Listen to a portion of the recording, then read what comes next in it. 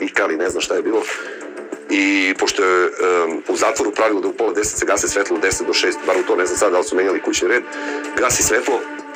U jednom momentu oni su nastavili da valjda divljaju, ali onako tiho, u tom momentu je Legija progrmeo. I samo je rekao, tišina, majku li vam svima. Pošto je zatvor, tišina je bila. Njegov glas je toliko zvanjao hodnikom da u jednom momentu na bloku, tom prvom i onom gore iznad, kad se čuo da se Legija prodao, apsolutno tišina u centralnom zatvoru. Uživa je veliki autoritet, mogu ti reći.